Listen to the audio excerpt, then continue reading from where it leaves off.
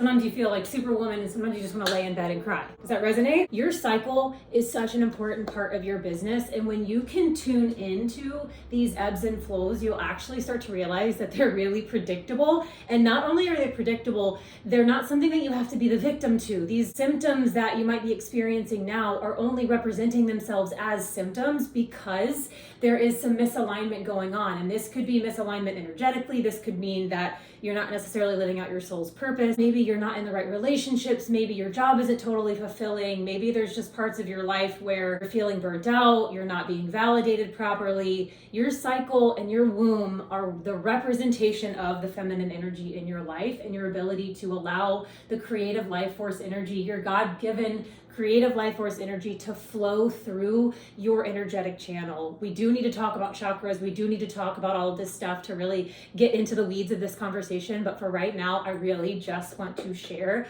the importance of knowing where you're at in your cycle. If you are currently tracking, or if you're not currently tracking, I invite you into an entirely new method. I invite you into a new perspective of your cycle and your womb as being the guiding light in your business and in your life to establish and master your creative flow, to anchor your feminine energy into every aspect of your life, and center into a self-care practice that will upgrade every aspect of your life from the inside out. When you really value the creative energy in your womb, when you harness the power of your sexual energy, when all of these systems and processes that you are naturally created to run, and when this energy that is running through you and being created out into the world can increase in voltage and can run higher voltages of energies through you, this means higher frequency energies, love, enlightenment, joy, pleasure, bliss, abundance, all of these really, really beautiful emotions and experiences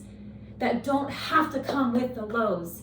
Right? When we start getting up here and we're experiencing all this stuff, the only reason that we experience the lows is because we still have lingering feelings of unworthiness or fear or doubt or old paradigm programs and belief systems that are stuck somewhere in our system that we have not yet done our due diligence to go in and get, or to find, or to see the evidence of in our experience. Because our experience, this is the law of correspondence working in real time. Your experience will always reflect to you your current level of worthiness. If you know how to translate what you see every day, what you feel every day, what you witness, what you experience, when you know how to translate that into what the universe is telling you that you obviously feel about yourself, when you're able to accept that as truth, which is the very hard part, and it's underrated and how hard it is, when you can accept that you're creating a reality that you feel like you're better than, it's a hard pill to swallow. But when you can swallow that pill and learn from your experience, when you can start to upgrade your life from the inside out by upgrading your self-care routine, by upgrading your language, upgrading the way that you speak to yourself and other other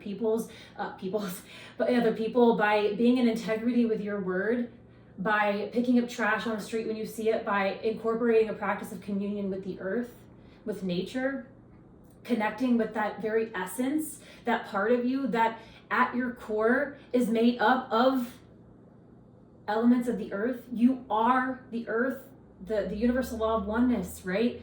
You are not separate from the very phone that you're watching this on, or the computer that you're watching this on.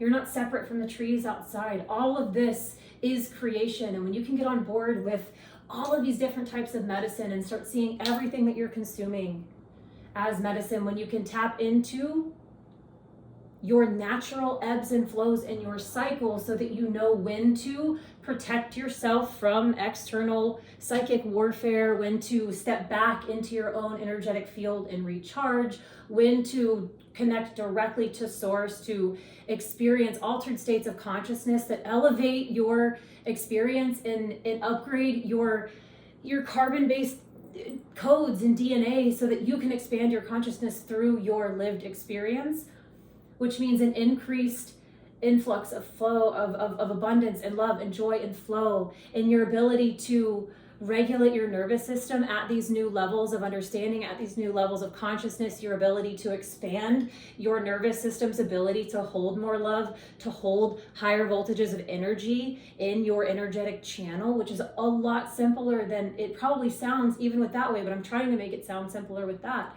Being able to run higher voltages of energy and have somewhere for that energy to go, because because God doesn't want to give you more of an inflow of life force energy if you haven't yet learned how to transmute it appropriately in your life.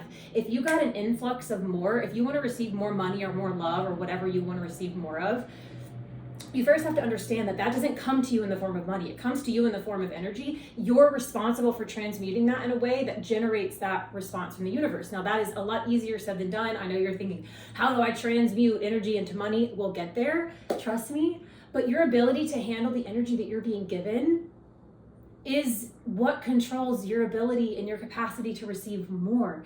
And if the creative energy that you're getting is spiraling and spinning inside of your womb and inside of your brain and inside of your notes app, and if it's not coming into form in the world, or if it's not being released back into the light, if it's just staying and cultivating guilt and shame about things that you're not getting done and things that you didn't get done right, or things that you didn't do fast enough, or all the things that you should have done but you didn't get done, and all the people that you're disappointing and all the people that you're missing out on, if all of your obligations and the expectations that are placed on you and everyone else's projections of what you should do, if those actually infiltrate your energy field and if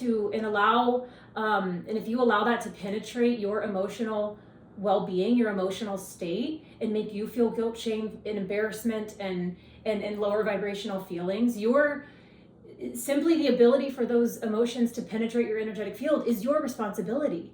And they're just that. They're projections of fear onto you that will stick to you and penetrate your aura if you don't have a daily practice of energetic hygiene, of a somatic practice that clears your channel. And knowing specifically when to do these in certain times of your cycle will, oh my God, just exponentially compound your spiritual evolution and your growth and your ability to stand in your power, your ability to be confident in what you're doing, your ability to step forward in your business and command the life that you want for yourself into reality with your word. Your ability to write down a sentence on a piece of paper and say, this is what I'm worthy of, this is what I deserve. I'm going to upgrade my internal practices to hold space for this new reality. And that new reality appears. You know exactly what to do and how to get it. You know exactly who to contact because they're standing right in front of you when you go to the coffee shop. You know exactly all the things that you enjoy doing, which are your to-do list, the things that you enjoy doing. The thing that you want to do the most today is your to-do list. This other long exacerbated list of things that you think that you have to do 20 days away from now, that you think that you have to do or that you think have to get done. What if you're more powerful? What if you can just command that all of those things get done? What if you're not the one that has to do them? Sure, those things need to get done, but do you have to be the one that does them? That's the invitation here. That's the invitation that will start to ask of you to dive further into your womb, to learn the magic of creating your life through magnetism, through integrity, through compassion, and through truly divine feminine superpower and magic. So thanks for watching. This was a little bit of an impromptu video. I'm making some monkey bread, some sourdough monkey bread, and some it's a cinnamon week in our house, and we're leaving in 2 days, so we're gonna have a lot of bread to eat. But I'm also making some cinnamon rolls with this bread, and so I'm just gonna make some bread today. I'm in the second half of my cycle. My cycle's all out of whack because of some events and travel that has happened over the last few months. So I'm in the second half of my cycle. I'm slowing down. I'm taking things easy. We're traveling out of the country in 2 days, so just not expecting much of myself at all. I'm gonna make some bread, create some things with my hands, and then I'm gonna start packing and getting things underway. If you like this video, please let me know. Drop a comment below with something that you took away or something that you found really valuable and important, or something that you would like for me to talk more about.